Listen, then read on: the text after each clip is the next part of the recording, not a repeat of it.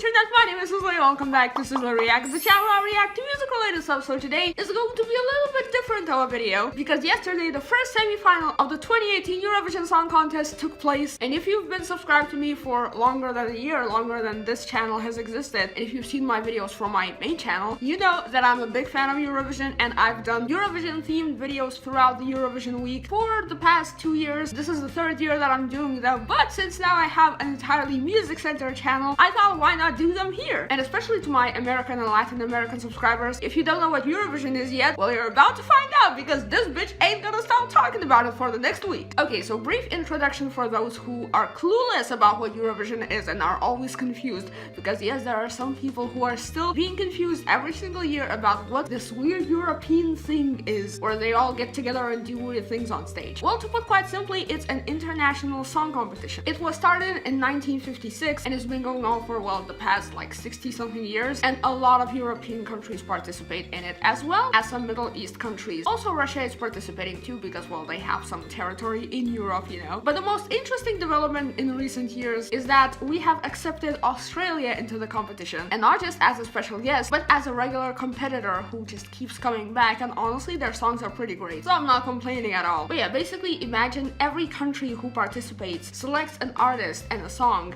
and sends them off to represent the country in the Eurovision Song Contest. And then every single person from every single participating country is able to vote. The only catch is you can't vote for your own country, which provides some interesting results. But those are just the details. I'm mainly here for the music, because to think that every single year you have 40 plus new songs to listen to, like brand new songs created especially for that contest. Like, it's an amazing experience, and every single year it's brand new, it's unique, and there's always some weirdos who make it super fun. And by weirdos I mean artists who think outside the box and who I absolutely respect, because in my house being weird is cool. Well, that sounded cheesy, didn't it? Anyway, let's move on to the recap of the first semi-final of 2018 Eurovision. So as you all may know, well, you should probably know, because I probably mentioned it like a billion times at this point, I am from Lithuania, and Lithuania does participate in the Eurovision Song Contest. Some years our entries are pretty great, and other years kinda. I remember last year I got a lot of hate for saying that our entry wasn't really that good,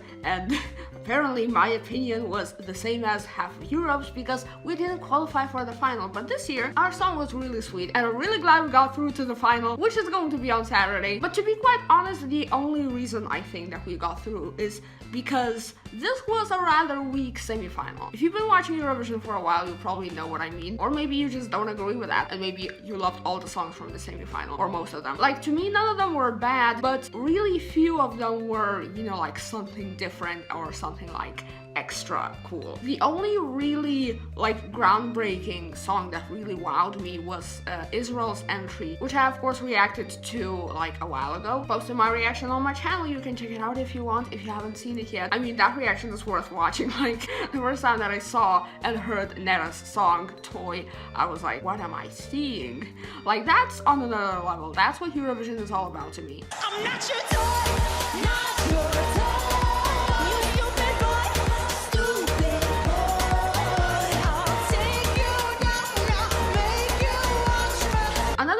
That really like came close to hitting that wow factor for me was Lie to Me, which was Czech Republic's entry. Lie to me, oh baby, come a little closer.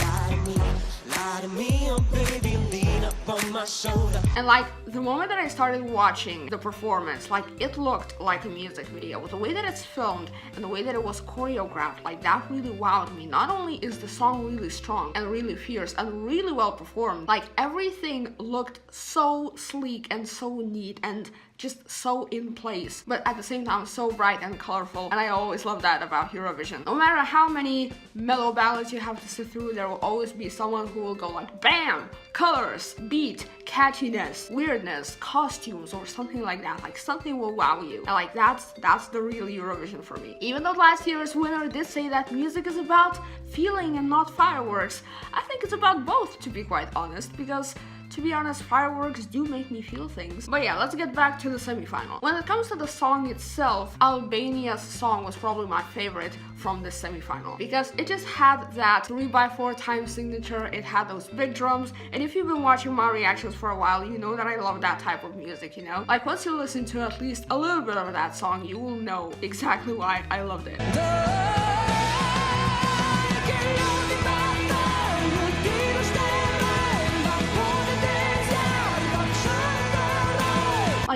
so much drama in that song and the arrangement is beautiful. Another song that I really loved was Ireland's entry, which is called Together, and it would be like just a simple ballad, but there's just something so warm and happy about it. Well, it's not a happy song, but musically it's really warm and soft, and like I'm just a sucker for warm and soft songs, you know? I thought we'd be together till we die. I'll forever wonder why. And also, of course, we have to acknowledge the dancers, which were amazing. And of course, it's very important in terms of representation. So that song and performance really just made me melt and stole my heart, and I loved it. So aside from, of course, Lithuania, which I'm obviously biased, but that song is really growing on me, my three favorites were Albania, Czech Republic, and Ireland. So of course, I was super happy to see all of them qualify to the final. Because if you're a Eurovision fan, you know that there's nothing more frustrating than just falling in love with a song or a performance or an artist that is in the semi-final and then watching them not qualify, and you're like, well, this is the first and the last time that I got to enjoy this. And it's so heartbreaking, and then the next day you go and complain to literally everyone you know how your fave didn't qualify. But this year, like, my top 3 songs that I fell in love with qualified, and I was just like really pleased with the outcome of this semi-final. Of course, I'm really happy that Estonia qualified too, because that song is really strong. But I mean, I knew that it was gonna qualify because it was predicted by pretty much every single betting or, you know, odds website that I could find. There were other songs that were really great in terms of like production, and like I could tell that that song is a bop, but the vocal performance was not as strong. For example, Azerbaijan, they had an amazing arrangement and a really good presentation, but the vocals were just like really quiet, and I don't know what was up with their microphones or something like that, but like it just didn't deliver the power of the vocals. And with a lot of these songs, when I went back and listened to the, you know, like official studio versions of those songs, like you can tell that those are powerful songs and you understand why they were picked to represent said country in the Eurovision. But sometimes things do go wrong live, and it's kind of sad to see, you know, like good songs not qualify. Once again, I don't think there were any bad songs in the semi-final. Like there was nothing that I would dislike. I really loved Bulgaria's presentation, like with their performance and with their costumes. Like that was a really powerful performance. And Switzerland's energy was great too. Kind of sad that they didn't qualify, though they were not my favorites. Oh, also another one of my favorites was Cyprus with the song Fuego, because like that was not only very well produced, but well choreographed, and the vocals were strong all throughout the performance.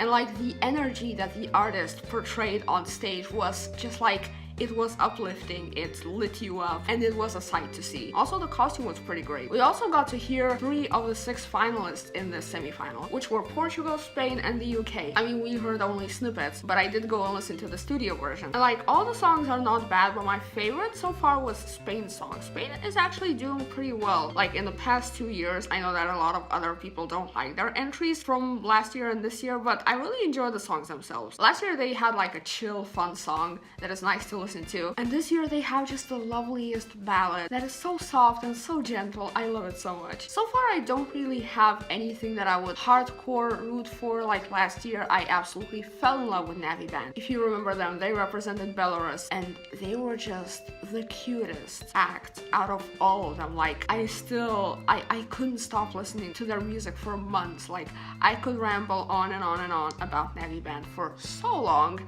even though it's been literally a year. Like, oh, they were so good. So I don't know if there's gonna be anything in the second semi-final that is going to like blow me away, and like I don't expect it to, because like it's not often that it happens, you know. It happened with Loreen, it happened with Navi Band, but like none of the other artists really like captivated me so much that I would go and listen to them for months afterwards and like remain a fan, even like years after Eurovision. The second semi-final is tomorrow, and on Friday I'm gonna make a video all about it, and I'm super hyped because from the second semi-final I think I've heard only like 2 songs, which is Norway's entry by Alexander Rybak, the one and only violin guy, and the other one was Sweden's entry, which is a really cool song too. But yeah, there are so many other songs that I haven't heard yet, and I'm super excited. So yeah, now it's your turn to share your opinions and your impressions from the first semi-final semi-final. What did you think? What were your favorites? Did your favorites qualify? What did you guys think about Lithuania's performance? Tell me in the comments down below. And yeah, that'll be it for this video. I hope you enjoyed it. Make sure you subscribe to this channel because I post new videos every single day. And of course, new Eurovision themed videos will be up on Friday and on Sunday, talking all about the second semi-final and the grand final. So stay tuned for that. Also, if you would like to support me beyond watching my videos, feel free to check out my Patreon page. I'll have a link in the description and in the pinned comment below the video. And yeah, don't forget to comment what was your favorite entry from the first semi-final. I'm really excited to discuss this with you. So yeah, thank you so much for watching this video and I will see you next time. I love you guys. Bye!